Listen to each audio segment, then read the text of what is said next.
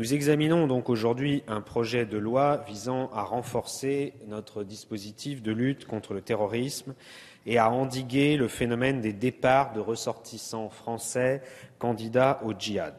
Ce débat prend évidemment un sens particulier au regard de l'actualité de ces derniers jours. D'abord, disons-le, c'est un petit signe d'espoir, le fait que la terreur n'a pas le dernier mot. Le musée juif de Bruxelles a rouvert ses portes hier.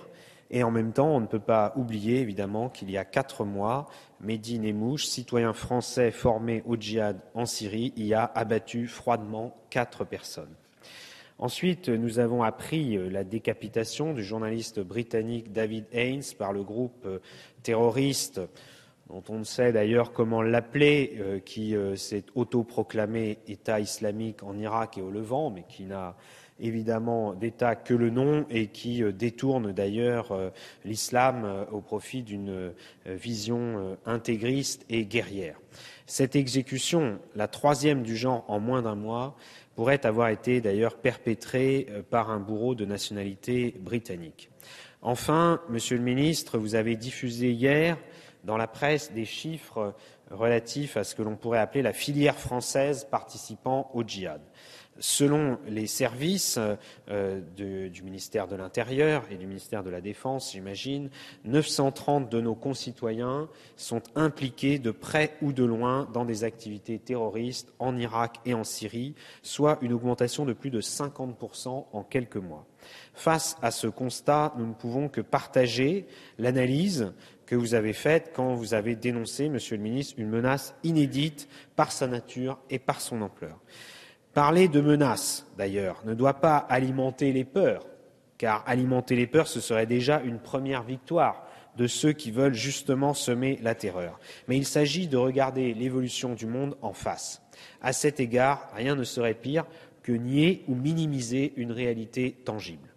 Malgré ce contexte particulièrement tendu, il est de notre responsabilité, à nous parlementaires, ainsi qu'au gouvernement, de légiférer avec sang-froid et efficacité et non sous le coup de l'émotion. Il faut d'ailleurs rappeler, même si l'actualité est chargée, que le texte que nous examinons aujourd'hui a été présenté par le gouvernement et débattu en commission des lois à l'Assemblée nationale avant l'été, donc bien avant cette recrudescence d'actualité dramatique. Autant la France a pris la mesure des risques du développement d'un foyer djihadiste au Sahel avec la décision d'intervenir au Mali, autant, reconnaissons-le, de nombreux États ont sous-estimé l'essor de, je le mets entre guillemets, mais de l'État islamique au Levant et de la menace terroriste qui va avec. La France doit non seulement se positionner sur la scène internationale comme partie prenante d'une lutte globale contre le développement de la menace terroriste, et il me semble que c'est le sens des discussions qui ont eu lieu ce matin même entre le président de la République et les représentants de 28 autres États désireux de s'engager durablement contre les mouvements djihadistes en Irak. Mais nous devons également prendre des mesures concrètes sur notre territoire pour endiguer les départs de plus en plus nombreux de citoyens français vers les camps d'entraînement au djihad. Surtout dans cette lutte globale et locale contre le terrorisme, nous devons veiller à ce que les dispositions que nous mettons en place ne bafouent jamais les principes fondamentaux de l'État de droit. Tel est notre défi, trouver le meilleur point d'équilibre entre renforcement des mesures de sécurité et de prévention des actes terroristes et préservation des libertés individuelles. Avant d'entrer dans le détail du texte, je tiens également à rappeler que la lutte contre le terrorisme, quelles que soient ses formes, est une cause qui transcende les clivages partisans. Et j'espère que cette discussion pourra donc être conduite dans un esprit constructif, dénué de toute polémique et avec le souci partagé de trouver le meilleur dispositif législatif possible. Le texte qui nous est soumis aujourd'hui n'a pas vocation à réformer en profondeur notre dispositif de lutte contre le terrorisme, qui est déjà très important. Il porte spécifiquement sur 2 points. D'une part, la radicalisation de ressortissants français par le biais de sites Internet provoquant le terrorisme ou en faisant l'apologie. D'autre part, le départ de personnes isolées ou en bande organisée pour les camps d'entraînement djihad situés le plus souvent aujourd'hui en Syrie ou en Irak, mais ça pourrait évidemment être dans d'autres régions du monde. Afin de lutter contre ces 2 phénomènes, le projet de loi repose sur 4 dispositions phares. La première consiste à mettre en place une interdiction administrative de sortie du territoire pour les Français souhaitant se rendre à l'étranger pour participer à des activités terroristes ou se rendre sur un théâtre d'opérations de groupements terroristes.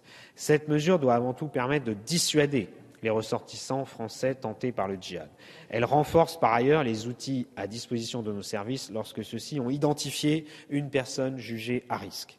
Si le caractère administratif de la décision peut être justifié par l'urgence de certaines situations, l'interdiction de sortie du territoire, conjuguée le cas échéant à un retrait de carte d'identité, est véritablement attentatoire aux libertés. Aussi, pour renforcer l'encadrement de cette mesure, le groupe écologiste proposera, par voie d'amendement, la mise en place d'un contrôle automatique de l'interdiction de sortie du territoire par le juge des libertés et de la détention. Nous recommanderons par ailleurs que l'interdiction de sortie du territoire fasse l'objet d'une motivation écrite et que le retrait de la carte nationale d'identité ne soit pas automatique. De telles techniques doivent rester exceptionnelles et il nous revient d'en empêcher un recours banalisé. Deuxième mesure importante, la création d'un délit d'entreprise terroriste individuelle. Cette disposition vise à doter la France d'un arsenal efficace pour répondre au phénomène dit des loups solitaires. J'ai vu, Monsieur le Ministre, dans l'interview à la presse hier, que vous récusiez vous-même cette expression assez floue et qui ne correspond pas forcément aux réalités, mais il y a en effet un phénomène de personnes qui peuvent se radicaliser et planifier un acte terroriste en solitaire. Cette disposition établit que le fait de préparer un attentat est caractérisé par une intentionnalité et par deux éléments matériels parmi plusieurs actions listées. Se procurer une arme, recueillir des renseignements, recevoir un entraînement, recueillir des informations sur un site Internet faisant l'apologie du terrorisme, etc. Pour notre groupe, le fait de considérer que la consultation habituelle de sites Internet constitue un acte préparatoire de l'entreprise terroriste est un raccourci dangereux qui entre en contradiction avec les principes de légalité et de proportionnalité. Nous proposerons donc un meilleur encadrement de cet article afin que la caractérisation de l'acte terroriste fasse l'objet d'une définition plus précise. Troisième disposition clé du projet de loi, l'entrée des délits d'apologie et de provocation au terrorisme dans le code pénal alors qu'ils étaient jusqu'à présent régis par la loi de 1881 sur la presse. Cette mesure présente deux écueils. D'une part, elle ne permet pas de distinguer la provocation au terrorisme de la simple apologie qui pourrait, selon nous, rester dans le champ d'application de la loi de 1881 sur la presse. D'autre part, elle fait d'Internet une circonstance aggravante, ce qui constitue, une fois de plus, un raccourci inquiétant et pose un problème de proportionnalité des sanctions. En effet, si cette disposition n'est pas harmonisée, l'apologie d'actes de terrorisme pourrait être sanctionnée de 7 ans de prison, ce qui est très au-delà des peines prononcées actuellement. Et je veux dire d'ailleurs à cet égard que, d'une manière générale, et même si là aussi il faut regarder la réalité de l'apologie au terrorisme qui peut être faite sur Internet, il ne faut pas non plus faire d'Internet la cause de tous les maux. Le terrorisme existait avant Internet et Internet lui donne une résonance peut-être particulière, mais donne une résonance à des phénomènes qui existent par ailleurs. Enfin, quatrième disposition du texte, permettre un blocage des sites Internet par la voie administrative. Cet article s'expose à plusieurs limites. D'abord, il est difficilement applicable dans le cas de partage de contenu via des réseaux sociaux où le blocage est quasiment impossible et je crois, Monsieur le Ministre, que vous l'avez vous-même reconnu dans l'interview à laquelle je faisais référence hier au journal du dimanche. Ensuite, il est facilement contournable, notamment pour des organisations criminelles rompues aux méthodes sophistiquées de communication anonyme. Il peut même créer un effet de rebond et de duplication, ce qui irait à l'inverse du but recherché. À partir du moment où un site est bloqué, il peut réapparaître techniquement, c'est semble-t-il possible, en quelques minutes sous d'autres formes et être dupliqué ainsi et peut-être rencontrer malheureusement une audience supplémentaire. Enfin, il pourrait inciter des personnes souhaitant consulter ces contenus à recourir à des moyens de connexion plus pointus, ce qui contribuerait à rendre la consultation de ces sites dans son ensemble mieux cryptée et donc plus difficile à surveiller et à contrôler.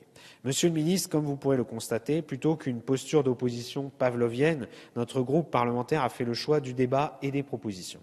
Si la menace existe, elle doit être combattue dans le plus grand respect du droit et de ses équilibres. Car un État démocratique ne pourrait accepter que les moyens mis en œuvre pour assurer sa sécurité soient attentatoires aux libertés, comme l'avait par exemple indiqué Lionel Jospin, alors Premier ministre, lors d'un colloque sur la sécurité en 1997.